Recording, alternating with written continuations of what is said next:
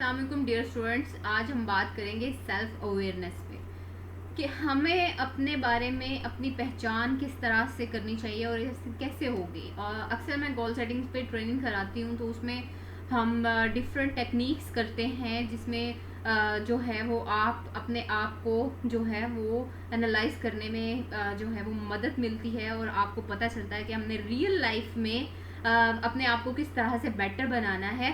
تو یہاں پہ اکثر جو میں اپنے بابا سے اور اپنے ٹیچر سے جو سٹوری سمجھ لیں یا مثال سمجھ لیں سنتی تھی, تو کہانی بھی آپ اسے کہہ سکتے ہیں ایک. تو کہانی جو ہے وہ یہ ہے کہ ایک آدمی تھا, وہ ایک دوائیوں کی کمپنی میں کام کرتا تھا اور اس کا کام تھا سیل کرنا دوائیاں ڈفرینٹ ایسے ایریاز میں جو کہ بیکورڈ ہوتے ہیں. تو وہ وہاں پہ سیل کرنے گیا تو ایک جگہ پہ اس کی گاڑی خراب ہو گئی اور وہ عجیب و غریب سا علاقہ تھا جہاں پہ کوئی ایسا بہت زیادہ گھر نہیں تھے. وہاں پہ جب اس نے دیکھا تو ایک جھونپڑی سی بنی ہوئی تھی, تو وہاں پہ وہ گیا اور جا کے اس نے جیسے گاڑی گرم ہو جاتی ہے تو اسے پانی چاہیے تھا.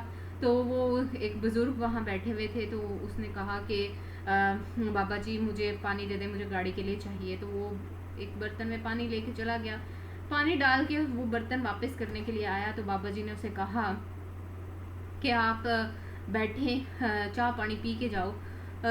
چونکہ ہمارے ان ایریاز میں جو ہے وہ بہت زیادہ مہمان نوازی کی جاتی ہے, تو انہوں نے اسے وہیں بٹھایا, اپنی بیگم سے کہا کہ چائے لے کر آؤ ان کے لیے.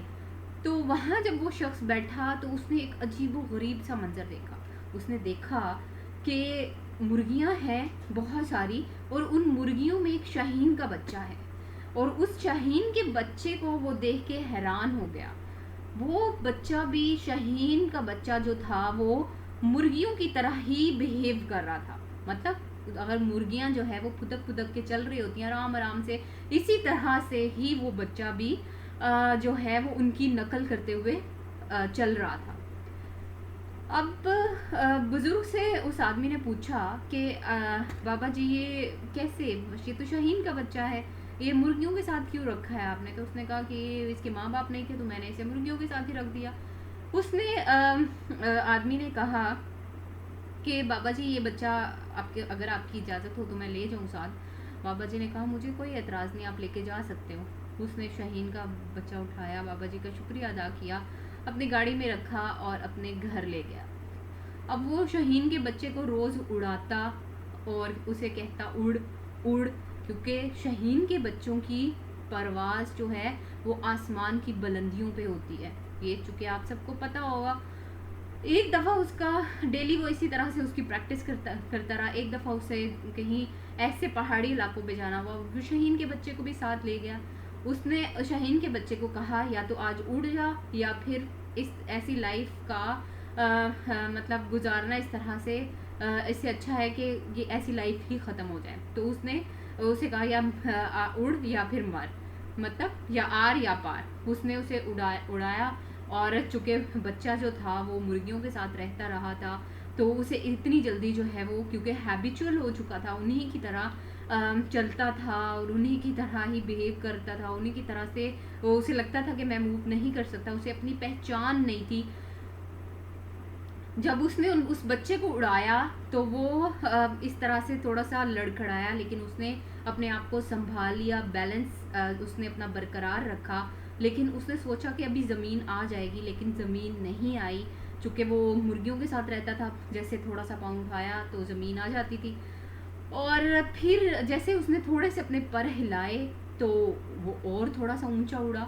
اسی طرح سے وہ اڑنے لگا. اب وہ جو آدمی جس نے اس کو اڑایا تھا, اور وہ اس نے سمجھا کہ جو شاہین کا بچہ ہے شاید وہ گر گیا ہے, گر کے مر گیا ہوگا. تو اس نے سوچا کہ اب میں جاتا ہوں. جیسے ہی ٹرن لینے لگا تو اس نے دیکھا کہ بچہ جو ہے وہ آسمان کی بلندیوں پہ اڑنے لگا ہے, اور زیادہ اونچا.